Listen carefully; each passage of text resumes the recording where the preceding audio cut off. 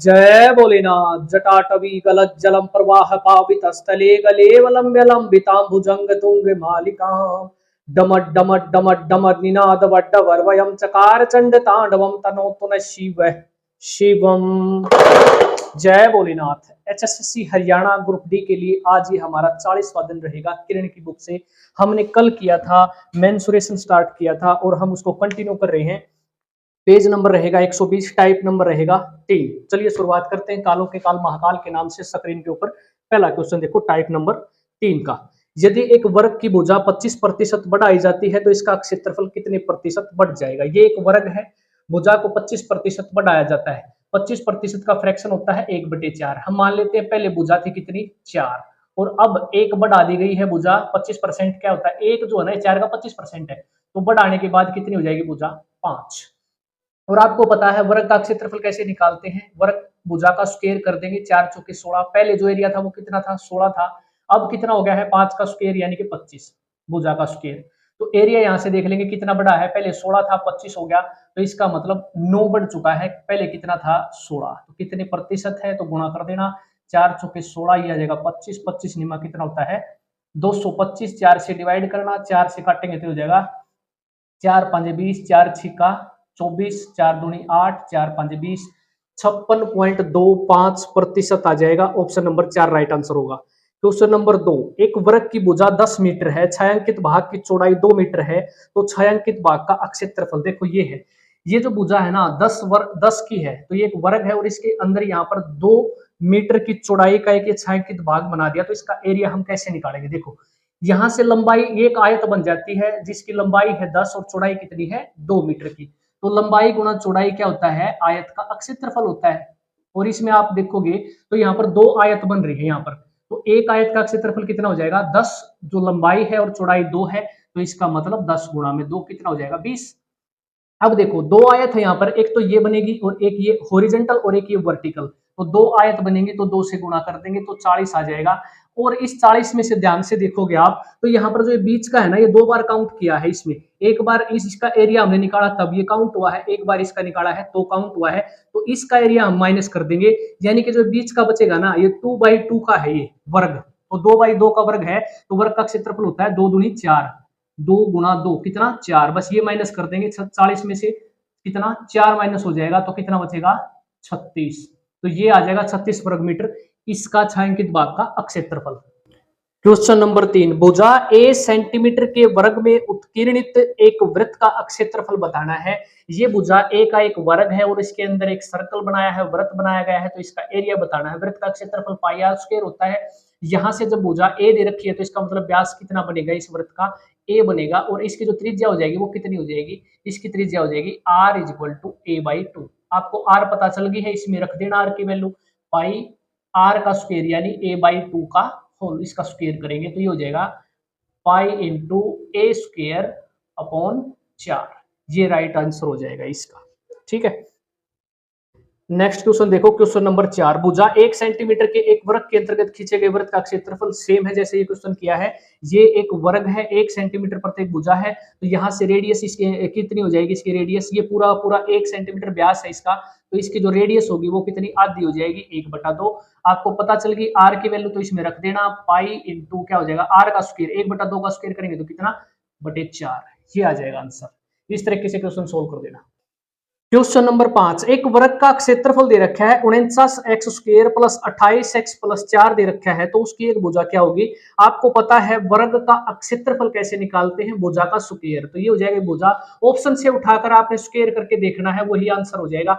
हमने उठा लिया 7x + 2, इसका स्क्वायर कर दिया, ये कर दिया स्क्वायर, तो आपको ये प्राप्त होता है, तो इसका मतलब भुजा क्या हो जाएगी 7x + 2। सबसे आसान तरीका ये रहेगा। क्वेश्चन नंबर 1, टाइप नंबर 4, एक समानांतर चतुर्भुज को उसकी भुजाओं के समानांतर m रेखाओं के 2 समूह में काटा जाता है।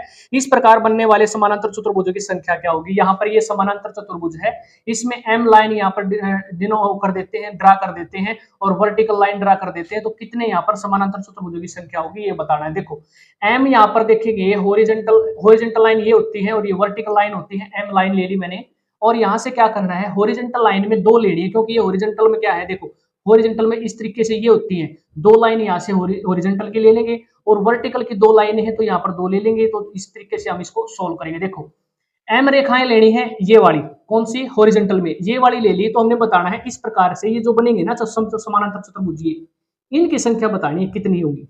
ये वाली, ये टोटल कितने ऐसे बनेंगे समानांतर चतुर्भुज। एम ये ले ली हमने हॉरिजॉन्टल लाइन, और इसमें से दो यहाँ पर दो ये आपके पास हॉरिजॉन्टल लाइन है और इसमें से दो लेनी है। और इसी प्रकार वर्टिकल में क्या हो जाएगा, m+2c, यहाँ पर दो किसकी लेनी है, वर्टिकल लाइन लेनी है। इस तरीके से दो वर्टिकल लाइन लेंगे तो आपका एक समानांतर चतुर्भुज यहाँ पर ड्रा हो जाएगा। इसको मल्टीप्लाई कर देना बस, आपका मल्टीप्लाई करते ही ये आंसर आ जाएगा। थोड़ा सा कॉम्प्लिकेटेड है लेकिन कोई बात नहीं, आंसर भी इसका याद रख सकते हो। क्वेश्चन नंबर देखो 1 टाइप नंबर 5 का, एक वृत्त की परिधि यदि 88 सेंटीमीटर है तो उसका व्यास बताना है। तो वृत्त की परिधि कितनी होती है, 2πr। अगर आपको फार्मूले आसानी से याद है तो बिल्कुल इजीली क्वेश्चन को निकाल पाओगे। 88 के बराबर है तो ये हो जाएगा 2 गुना में पाई की वैल्यू 22/7, हमें डी की वैल्यू निकालनी है, यानी कि यहां से यहां तक ये निकालनी है। ये कितनी हो जाएगा, व्यास कितना है इसका, यानी इसको हम डी कहते हैं, ठीक है, ये व्यास है, इसको बोलते हैं त्रिज्या, ये आधा है। इसको त्रिज्या को हम क्या कर सकते हैं, यानी कि 2r भी कह सकते हैं इसको, ठीक है। r यहां से आ जाएगी तो उसको 2 गुना कर देना, आंसर हो जाएगा। यहां से करेंगे तो r इक्वल टू कितना हो जाएगा, 88, इस तरीके से। तो r कितना आ जाएगा, 88 गुना में 7/22 और ये गुना में 2, तो 22 से काट देना, 22 से कटेगा 4 पर, 2 से कटेगा 2 दूनी 4, 7 दूनी 14। आर की वैल्यू कितनी आ गई, त्रिज्या जब आपको पता है 14 है तो इसका मतलब ये भी 14 और कितना हो जाएगा 28 व्यास हो जाएगा। ये आंसर आ जाएगा क्वेश्चन का, ठीक है। ऑप्शन नंबर 3, दो वृत्तों के बीच का अनुपात 3:4 है तो उसकी परिधियों का अनुपात क्या होगा। वृत्त के बीच का जो अनुपात होता है ना, वृत्तों का अनुपात और परिधियों का अनुपात बराबर होता है, तो 3:4 ही आंसर आ जाएगा इसका, ठीक है। Option number 1।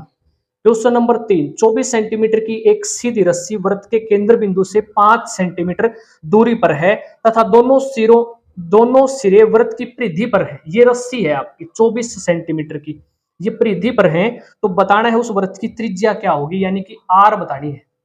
देखो ये अगर रस्सी है और ये 5 सेंटीमीटर दूर है यहाँ से केंद्र बिंदु से, तो इसके ऊपर हम ड्रा करेंगे इसको, तो 5 सेंटीमीटर दूर है तो इसको दो भागों में काटेगी। ये 24 की है पूरी ए और बी, ये लंबाई जो है ना व्यास, इसको क्या बोलते थे, इसको यहाँ पर दे रखा है, दोनों सिरों से वृत्त की परिधि पर है, तो रस्सी का आधा हो जाएगा, भाग ये हो जाएगा 12 और ये बचेगा 12। अब आप पाइथागोरस प्रमेय से वृत्त की त्रिज्या क्या हो जाएगी, ये हो जाएगी। और इसको कैसे निकाल सकते हो, लंब का स्क्वायर यानी 5 का स्क्वायर कितना हो जाएगा 25 प्लस बेस का स्क्वायर, बेस 12 है तो 144 और इज इक्वल टू किसके बराबर हो जाएगा, ए ओ के, यानी इसको x मान लेते हैं, x का स्क्वायर, ठीक है। इस प्रकार इसको जोड़ेंगे तो 169 इज इक्वल टू क्या हो जाएगा, एक्स स्क्वायर अंडर रूट कर देना, दोनों तरफ इससे कैंसिल हो जाएंगे, तो यहाँ से क्या आ जाएगा 13 आ जाएगा, ठीक है। x की वैल्यू यानी x हमने क्या माना था, ये r है, रेडियस भी कह सकते हैं इसको, तो ये आ जाएगा आंसर कितना 13। इस तरीके से क्वेश्चन सोल्व होगा। क्वेश्चन नंबर 4, यदि दो वृत्तों की त्रिज्याओं का अनुपात 3:2 है तो उनके आयतन का अनुपात ज्ञात करना। देखो वृत्त का अक्षेत्रफल होता है, आयतन नहीं होता, तो यहाँ पर ये गलत दे रखा है आयतन, तो हम अक्षेत्रफल निकाल सकते हैं। उनके अक्षेत्रफल का अनुपात क्या होगा, तो वृत्त का क्षेत्रफल होता है πr², पाई से आप पाई कैंसिल कर देना, r का स्क्वायर करना है, 3 का स्क्वायर कितना होता है 9 और 2 का स्क्वायर 4, तो ये हो जाएगा आंसर, ठीक है ना। यहाँ पर आयतन गलत दे रखा है। नेक्स्ट क्वेश्चन देखो, एक वृत्त का व्यास उसकी परिधि से 105 सेंटीमीटर कम है तो वृत्त का व्यास क्या होगा। देखो ये जो परिधि होती है वृत्त की, या कितनी होती है πd।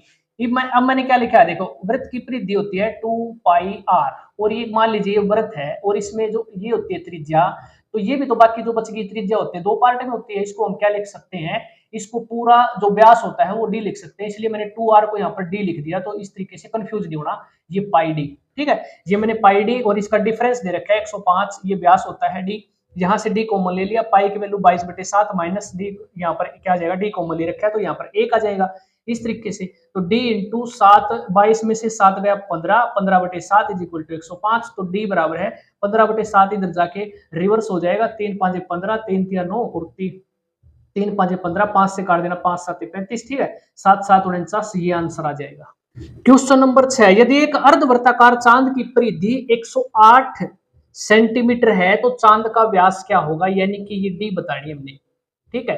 अर्धवृत्ताकार जो है ना चांद की परिधि, तो अर्धवृत्त का जो परिमाप होता है वो ये होता है, आप यहाँ कंफ्यूज मत होना। देखो मैं इसको समझाता हूँ, ये मान लीजिए एक पूरा वृत्त है और इसको पता है आपको 2πr होती है इसकी परिधि, ठीक है, और इसको मैं आधा कर देता हूं तो ये आधा कट गया, यहां से देखो ये आधा चांद हो गया ना, आधा वर्त हो गया। तो यहां से परिमाप क्या बनेगा, यहां से यहां तक तो पता चल गया कि आधा कर दिया, पाई आर है। लेकिन इसमें क्या है, यहाँ पर ये डी भी आता है, ये वाला परिमाप, ये इस तरीके से। तो इस डी का आधा क्या होता है, त्रिज्या यानी कि आर। तो डी को हम क्या लिख सकते हैं, 2r। सेम बात है, 2r लिख दो या फिर डी लिख दो, सेम बात है, इसलिए यहाँ पर मैंने +2r किया गया है, तो कंफ्यूज मत होना। तो यहां से क्या कर सकते हैं, r ले लेते हैं कॉमन, बचेगा क्या, पाई की वैल्यू 22/7 प्लस 2 किसके बराबर, 108 के बराबर है।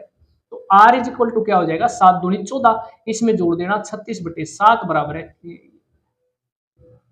यहाँ पर r कॉमन लिया है, गुणा में आएगा ये, ठीक है, इनटू में किसके बराबर, 108 के बराबर। तो r की वैल्यू क्या हो जाएगी, यहाँ पर 108 गुणा में रिवर्स हो जाएगा 7/36, इस तरीके से। अब इसको काटो, 6 एकम 6, 6 आठे 48, 6 को 36, 6 तिये 18, तो 3 साते 21। यहां से आपको r पता चल गई, r जब 7 21 है तो d कितना हो जाएगा, ये भी 21 हो जाएगी r, और r यानी कि 2r होती है पूरी d, तो 21 का 2 गुणा करेंगे तो 21 दूनी 42, तो ये आंसर हो जाएगा 42। कंफ्यूज मत होना इन सवालों में, ठीक है। तो 42 हो जाएगा इसका व्यास। नेक्स्ट क्वेश्चन देखो, एक लड़का 7 किलोमीटर त्रिज्या के एक अर्धवृत्त, फिर बार बार अर्धवृत्त आ जाता है, 5 सेकंड में पूरा करता है, तो उस द्वारा तय की गई दूरी बतानी है। देखो ये अर्धवृत्त है, तो उसने यहाँ पर ये दूरी तय की है ये वाली, और इसका ये परिमाप क्या होता है प्रीति, ये होती है पाई आर। मैंने यहाँ पर 2r लिखा था, यहाँ क्यों नहीं लिखा, क्योंकि यहाँ पर ऑलरेडी हमें पता है डी व्यास कितना दे रखा है, यहाँ पर त्रिज्या कितनी है, 7 है, तो 7 त्रिज्या है ना, तो डी कितनी हो जाएगी, ये भी 7, इनको जोड़ देंगे तो कितनी, 14। तो इसलिए मैंने यहाँ पर ये लिखने की लिखा नहीं है इसको, ठीक है। तो 5 सेकंड में पूरा करता है, लड़के द्वारा तय की गई दूरी बतानी है, तो 22/7 पाई की वैल्यू, और आर आपको यहां से पता चल जाएगी 7, तो सीधा आंसर आ जाएगा 22, ये आंसर हो जाएगा 22 मीटर, ऑप्शन नंबर 4। अब देखते हैं नेक्स्ट क्वेश्चन, दो वृत्तों के घनफलों का अनुपात 27:8 दे रखा है रेशियो में, तो वृत्त का हमें बताना है सतह का क्षेत्रफल, यानी कि वृत्त का क्षेत्रफल क्या होगा। यहां से देखो किसका क्यूब है, ये 3 का है, ये 2 का है, तो त्रिज्याओं में अनुपात 3 2 का है, पाई से पाई कैंसिल हो जाएगा, 3 का स्क्वायर होता है 9 और 2 का स्क्वायर होता है 4, ये अनुपात हो जाएगा, ठीक है, 9:4, ऑप्शन नंबर 1 इसका राइट आंसर हो जाएगा। तो हमने आज जो है ना मेंसुरेशन के टाइप कंप्लीट किए हैं, 3-4 टाइप हमने कंप्लीट कर लिए हैं, नेक्स्ट क्लास में मैं करवाऊंगा और कोशिश करूंगा इसको मैं जो है अगली वीडियो में इसको खत्म कर दूंगा, ठीक है। मिलते हैं अगली वीडियो में, कमेंट में लिख देना जय भोलेनाथ।